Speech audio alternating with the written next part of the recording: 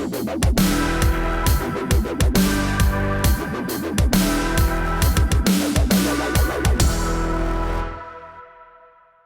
the first time ever, a New Jersey official reported to the state Senate the alarming news that one man had moved to Florida.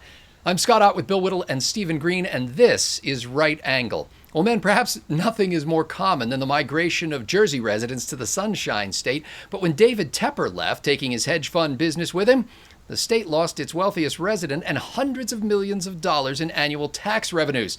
This, it turns out, is a problem. In just 3 years, Mr. Tepper earned more than $6 billion, and New Jersey's top tax rate is nearly 9%. You do the math.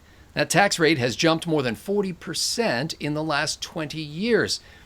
Now, Tepper may have moved to be near his mother and sister, but Florida's lack of personal income tax probably made the decision a bit easier.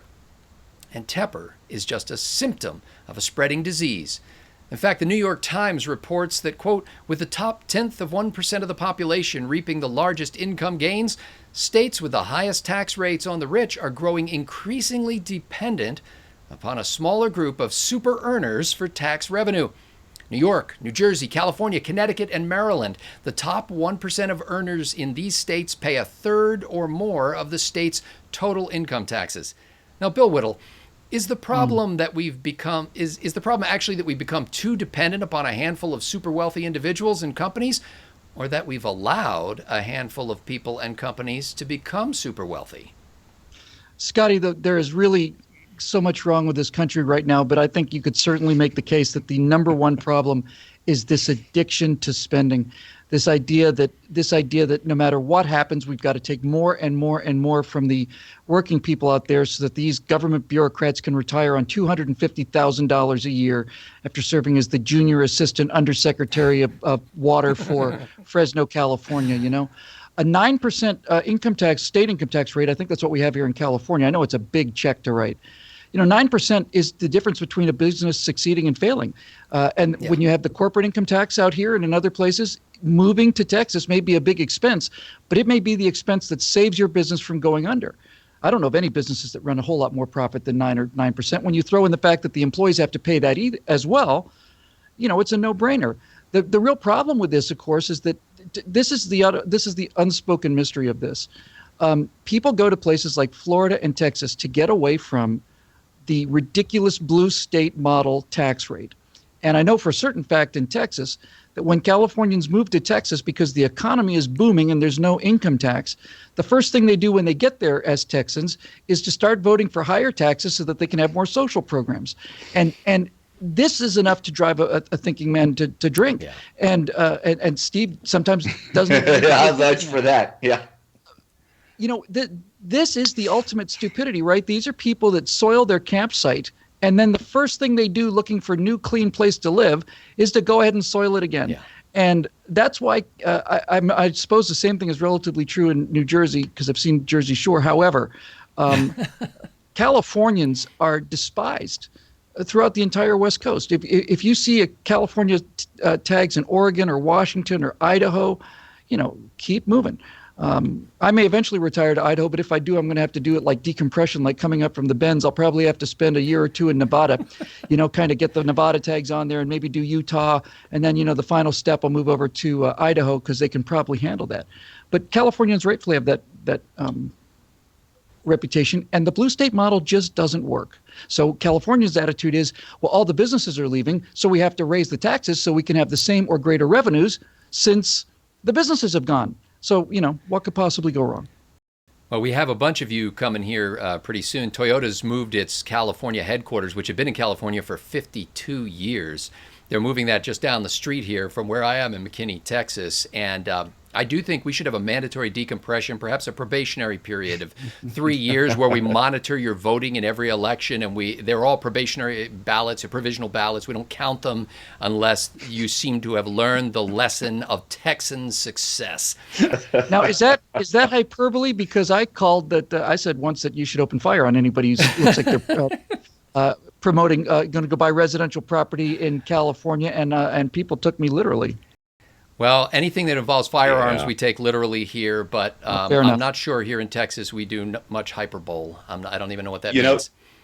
Guys, when I moved here from California, I grew up in the Midwest. I never thought of myself as a Californian, but I did spend 5, 6 years there. And so when I moved here from Colorado, where Californians are hated because they've turned our beautiful red state purple and increasingly blue, what I did was I told people I moved here from Oregon to get away from all the Californians that were coming up to Oregon. So instead of hatred, I got, oh, you poor thing, they're coming here too. That's a Don't Brilliant lie.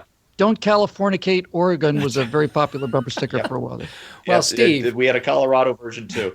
Steve, is there any known taxation scheme that will mitigate the risk of Daddy Warbucks catching a case of wanderlust and leaving our government programs in the lurch? Make it simple, make it fair.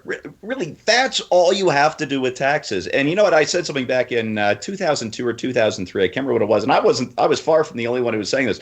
But Bush was bragging about how many people he was dropping off the income tax rolls. And I thought, oh boy, I don't know how smart that is to have so many more people with no skin in the spending game. It's all reward. And it's all carrot, no stick. You get all the spending. You don't have to pay anything for it out of your income taxes. And I don't want to hear about payroll taxes because those come back to you many times over in the form of Medicare and Social Security benefits. Although if you're Gen X like me, you can forget about seeing any of that money. Yeah. We're just getting robbed blind by the millennials who we got to pull along, and by the baby boomers who are going to have to keep pushing for 30 years after we're supposed to retire. That rant aside, look, keep it simple, keep it fair, and you've got to have everybody with skin in the game. You know, Sweden, for all of its problems with its overly generous welfare state, they do one thing absolutely right. They tax all the benefits. All your benefits you have to pay a tax on to Stockholm.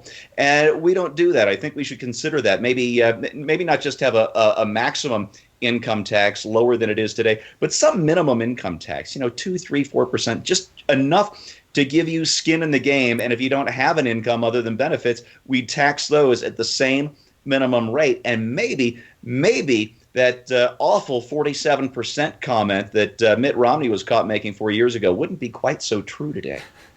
Well, everything progressives do is aimed at creating greater dependence on them from you. Tax revenues used to fund essential government functions, things that private persons and voluntary organizations could not generally do for themselves. But tax revenues now form a scorecard for progressive elites to evaluate their control over your life.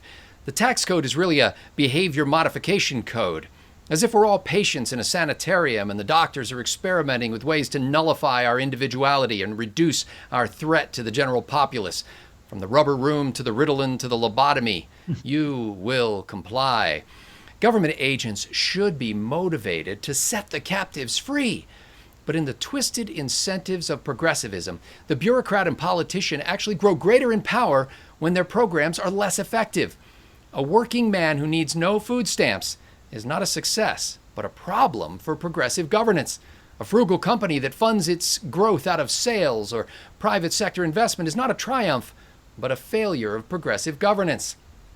Now, some of the captives of this behavior modification crew, like Mr. Tepper, have figured out that the door to the sanitarium is not locked, at least not yet, and they walk away to a land where conscience and the sovereignty of God, rather than the heavy hand of government, guide human behavior. And thus we discover that progressive taxation not only harms its immediate victims, but the rest of us as well. The framers of the Constitution railed against what they called the leveling spirit, in which the poor demanded a share of others' wealth. But if you really want fairness, the thing to level is not the income of the wealthy, but the tax rate across the board. Make it proportional, and no one is punished for succeeding. Well, except the progressive bureaucrats in big government. We pause now to weep for their plight. All right, that's enough. For Bill Whittle and Stephen Green, I'm Scott Ott at Right Angle.